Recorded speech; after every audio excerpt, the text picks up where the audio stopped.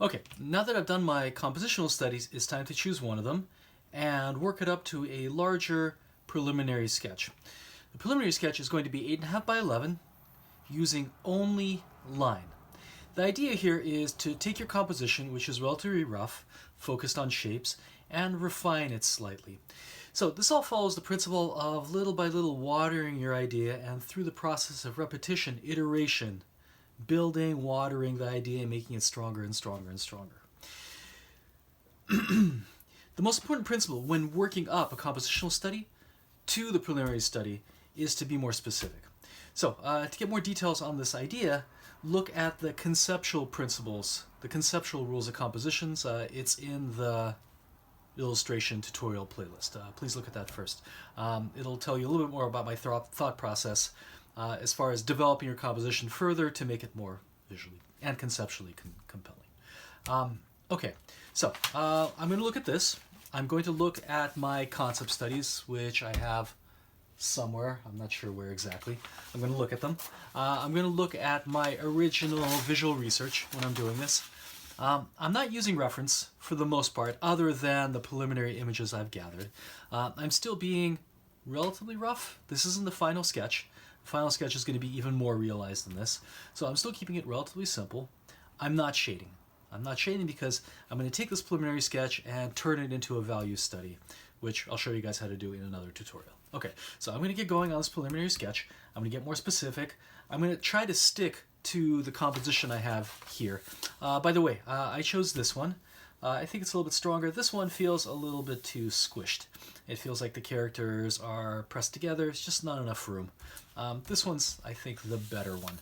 Though, it's going to be changed a little bit. I think maybe the pose of the king is a little bit stiff, and maybe all three poses could be improved on just a little bit. So that's one of the things I'm going to focus on. Okay, so I'll get started on the preliminary study, and I'm going to stop and take photos little by little so you can see how it moves along, how it progresses. Okay, here's my preliminary sketch penciled in. What can I say about it? Well, I got specific. I tried to get as specific as I could about the pose. I tried to make them dynamic. There's still some elements which are a little bit unresolved. Obviously, I'm doing this for the sake of the tutorial. This is not an illustration that I'd be working on my own.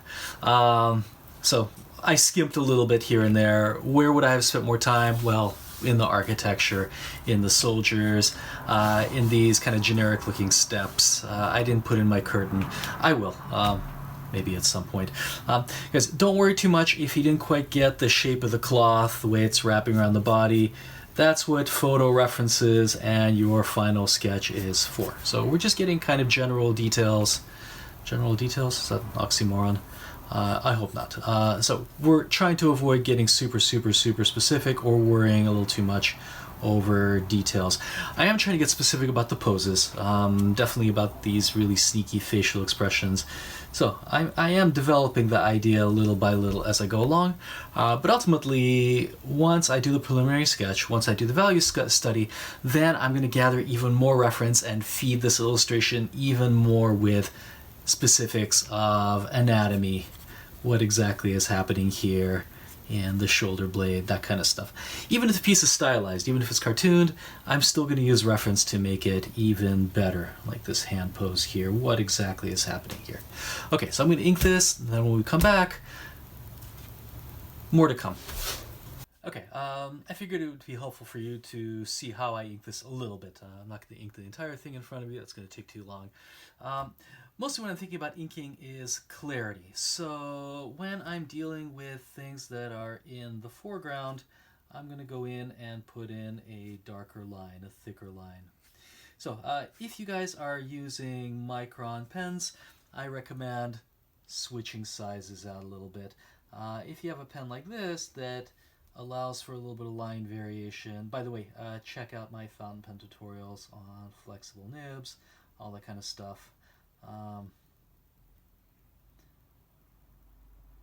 Fountain pens will give you a little bit more line variation, depending, of course, than microns. But feel free to use whatever material you're comfortable with. Just make sure the lines are crisp enough so that they reproduce very clearly in a photocopy. That's the most important thing. What else can I tell you? Okay, so here I'm pressing down, making the lines a little bit thicker. Even if ultimately your final image will be nonlinear, I still at this stage want you to go in and put in some crispy, sharp lines. You'll see when we start doing the value studies why that's so important. But for right now, just please do it. Keep the lines as sharp as possible. So pretend like this thing is some kind of graphic novel, cartoon, and ink this well. Okay, so when it comes to things that are further away, this pen allows me to work a little bit thinner. By the way, this is an Opus 88 demonstrator fountain pen, available where all fine pens are sold. It's a really nice pen, but you don't need a really nice expensive fountain pen to do this.